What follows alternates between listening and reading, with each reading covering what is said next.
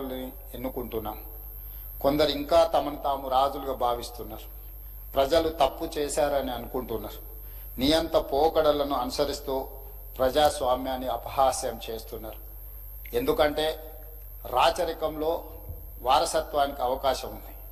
తాతల నుంచి తండ్రులకు, తండ్రుల నుంచి కొడుకులకు, కొడుకుల నుంచి వాళ్ళ కొడుకులకు అధికారం వారసత్వంగా వచ్చేది మనం చరిత్రలో చూసినాం. ఈరోజు కూడా అదే విధంగా వారసత్వం వస్తుందనుకొని ఆశపడి భంగపడి ఈరోజు ఆ బాధతో దుఃఖంతో సమయము సందర్భము ఏమి మాట్లాడాలి ఏమి మాట్లాడకూడదనే విచక్షణను కూడా ప్రదర్శించకుండా వారిదైన శైలిలో వారు మాట్లాడడం జరుగుతుంది. అధ్యక్ష, శాసనసభ ఆవరణలో తెలంగాణ తల్లిని ఆవిష్కరించుకున్న సందర్భంలో కొత్త గవర్నర్ శుక్లా గారికి శుభాకాంక్షలు తెలిపేందుకైనా ప్రధాన ప్రతిపక్ష నాయకుడు వస్తారని మేము ఆశించాం. కానీ ఇంకా ప్రజలే తప్పు చేశారని అనుకుంటూ అహంకార ధోరణితో వ్యవహరిస్తున్నారు.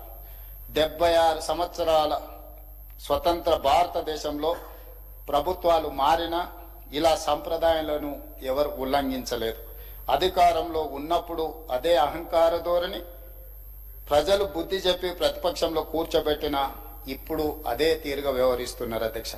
అధ్యక్ష, బాధాకరమైన విషయం, ప్రధాన ప్రతిపక్ష నాయకుడు ఈ తెలంగాణ రాష్ట్రానికి కొత్త గవర్నర్గా శుక్లా గారు బాధ్యత తీసుకున్నప్పుడు వారికి శుభాకాంక్షలు తెలియజేయడానికి, వారిని అభినందించడానికి తప్పకుండా ఈ సభకు హాజరవుతారని 4 కోట్ల తెలంగాణ ప్రజలు ఆశించారు. అధ్యక్ష, తెలంగాణ ఒక మంచి సాంప్రదాయానికి, అదేవిధంగా పెద్దలను గౌరవించుకోవడానికి తెలంగాణ ప్రజలు ఎప్పుడు కూడా ఒక బాధ్యతాయుతంగా వ్యవహరిస్తున్నారు. అధ్యక్ష, కానీ దురదృష్టవశాత్తు రాచరిక పోకడల్ని మర్చిపోక అధికారం కోల్పోయినా ఇంకా ప్రజాస్వామిక వ్యవస్థలకి రాకపోవడము, సభా సాంప్రదాయాలను గౌరవించకపోవడం అనేది ఇది మన తెలంగాణ గౌరవానికి, తెలంగాణ ప్రాంతానికి ఒక తీవ్రమైన మాయని మచ్చగా మిగిలిపోతుంది.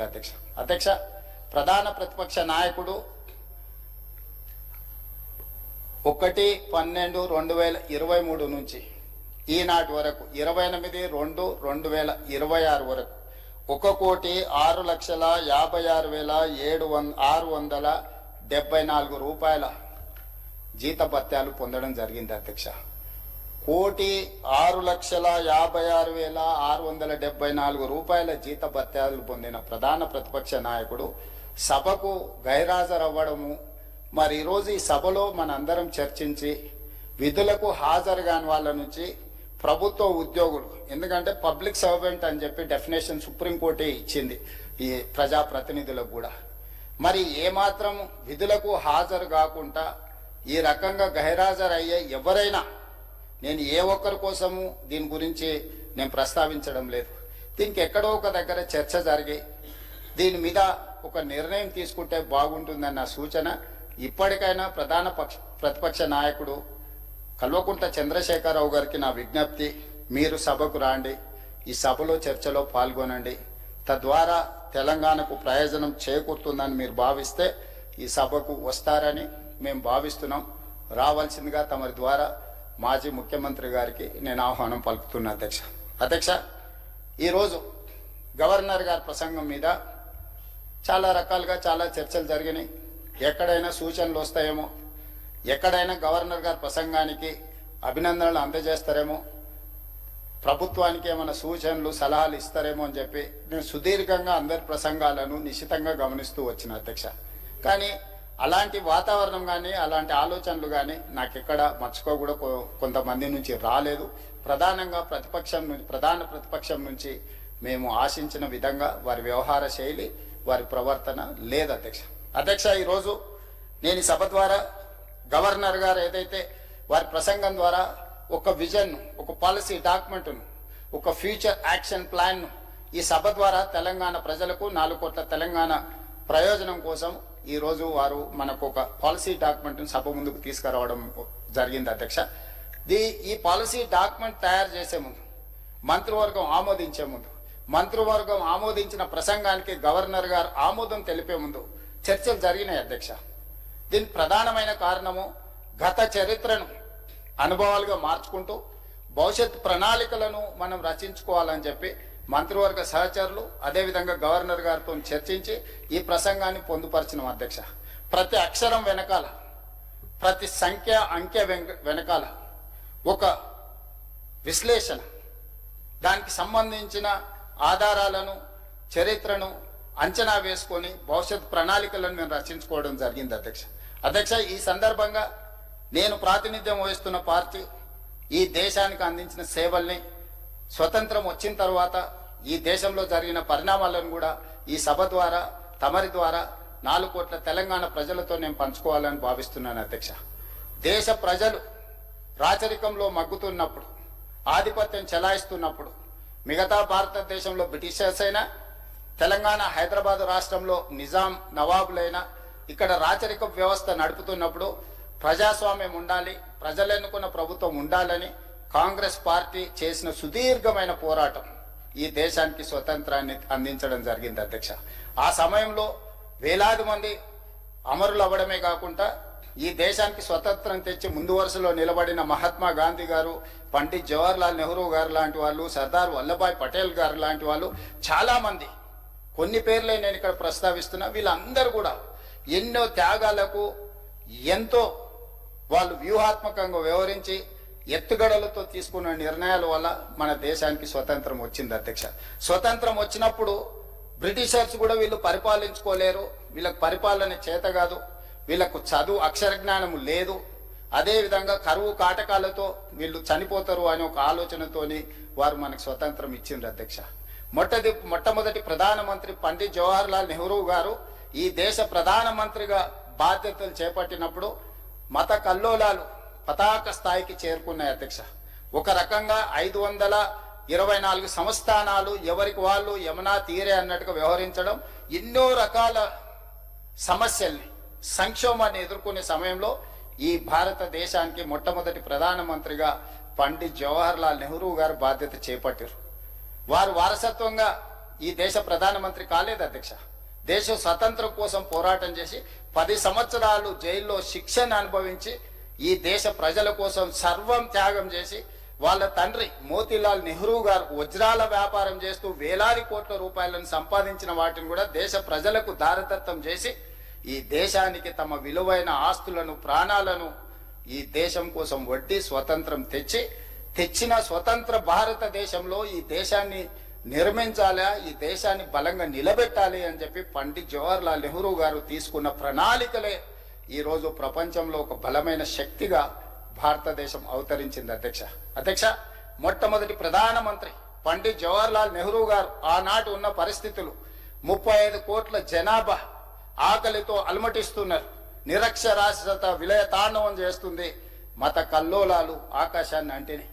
ఆ సంక్షోభాన్ని ఎదుర్కొని ఈ దేశాన్ని భవిష్యత్తులో బలంగా నిలబెట్టాలి అని అంటే ఆనాడు తీసుకున్న పాలసీలు, మొట్టమొదటి ప్రాధాన్యత education and irrigation.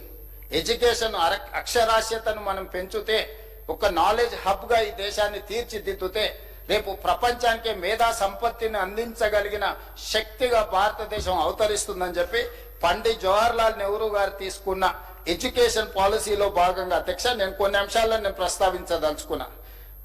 Kharagpur IIT, Bombay IIT, Chennai IIT, Kanpur, ఢిల్లీలలో ఐఐటీలను నెహ్రూ గారు ప్రారంభించారు అధ్యక్ష. వీటికి తోడు కలకత్తా, అహ్మదాబాద్ లో ఐఐఎంలను నెలకొల్పి మేనేజ్మెంట్ విద్యకు ప్రాధాన్యతనిచ్చింది అధ్యక్ష. ఎన్నో యూనివర్సిటీలను తేవడమే కాకుండా ఖరగ్పూర్, బాంబే, చెన్నై, కాన్పూర్, ఢిల్లీ లాంటి ప్లేసులో ఐఐటీలను ప్రారంభించడం ద్వారా ఎంతో మందిని, సాంకేతిక నైపుణ్యం కలిగిన మేధావులను ఈ కళాశాలల నుంచి, యూనివర్సిటీల నుంచి మనం చూడగలిగిన అధ్యక్ష ఈరోజు దేశంలో.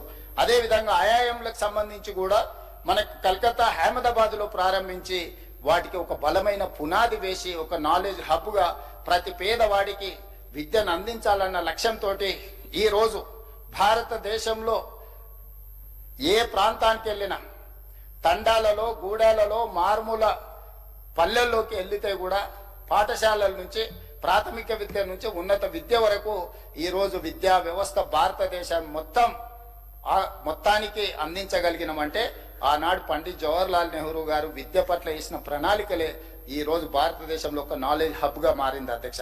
అదేవిధంగా నెహ్రూ గారు ఆనాడు ఆకలితో అలమటిస్తున్న, ఆకలితో తినడానికి తిండి లేక బురద మట్టిని తిని ఈ దేశ ప్రజలు బ్రతుకుతున్నప్పుడు ఈ దేశ ప్రజల యొక్క యావరేజ్ ఏజ్ అంటే ఒక జీవితకాలం వయసు ఆనాడు 32 సంవత్సరాలు ఉంది అధ్యక్ష. అంటే ఈ దేశంలో పుట్టినవాడు యావరేజ్ వాళ్ళ లైఫ్ స్పాన్ అనేది 32 సంవత్సరాలు ఉండే అధ్యక్ష. అట్లాంటి పరిస్థితి నుంచి జవహర్లాల్ నెహ్రూ గారు కట్టిన ప్రాజెక్టులను ఈ రోజు మనం గుర్తు చేసుకోవాల్సిన అవసరం ఉంది అధ్యక్ష.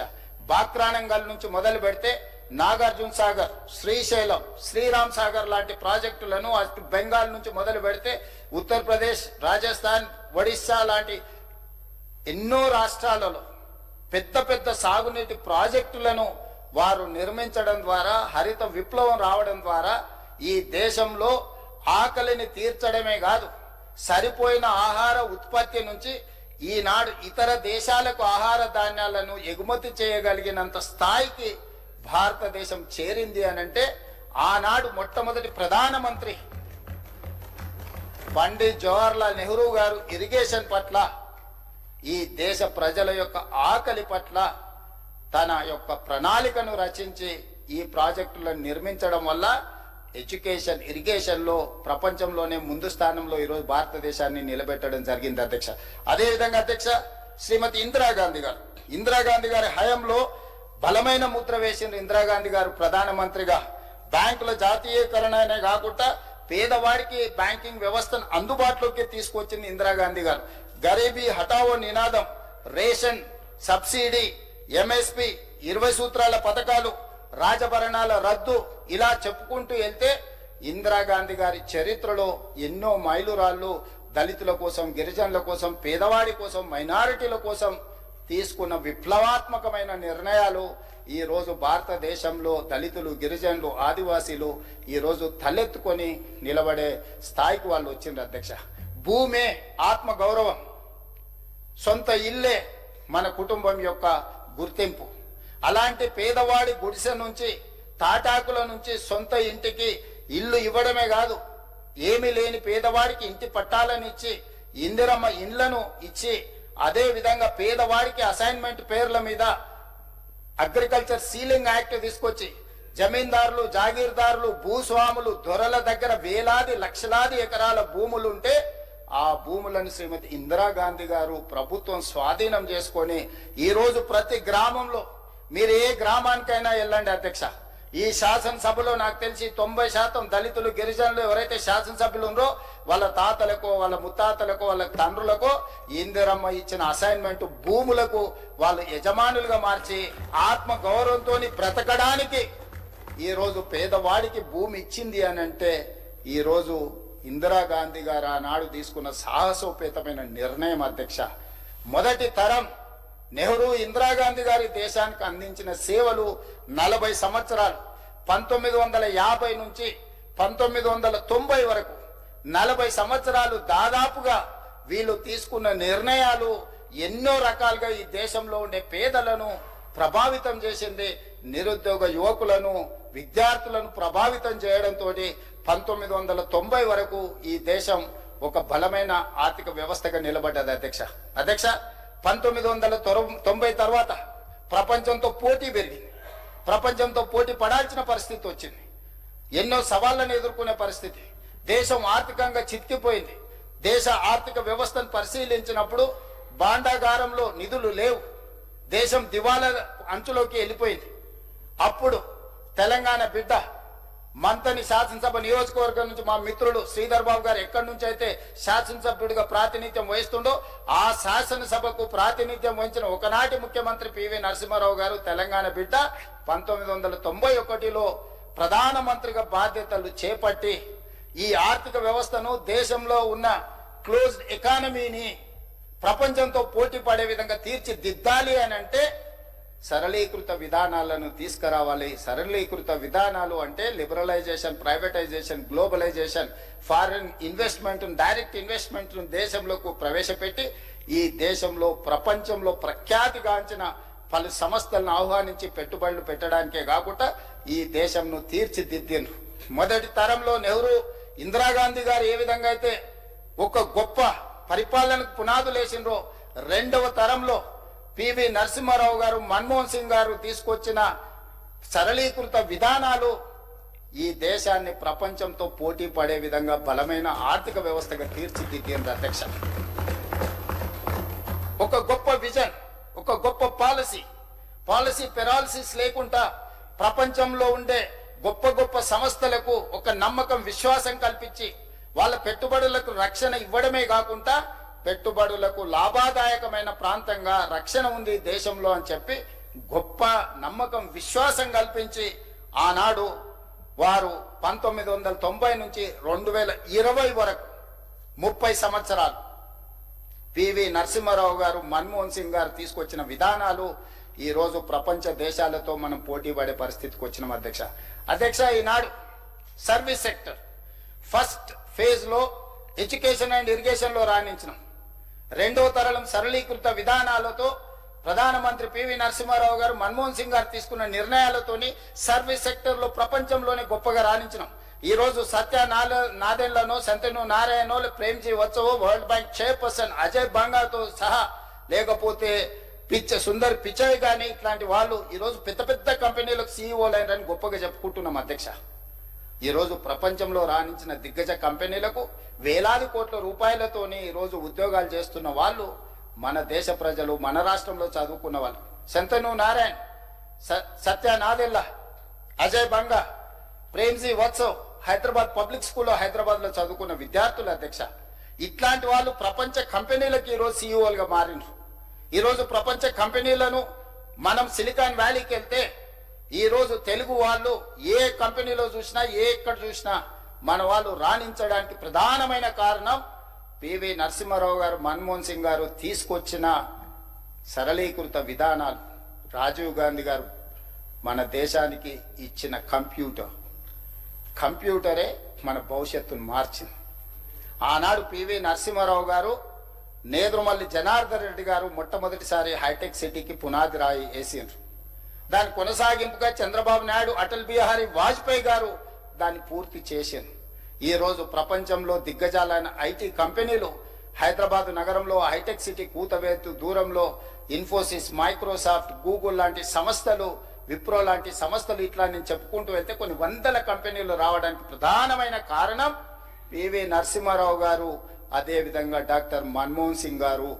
వాళ్ళు తెచ్చిన సరళీకృత విధానాలు ఈ రోజు ప్రపంచ కంపెనీలకు మనం సీఈఓలుగా మారిన అధ్యక్ష.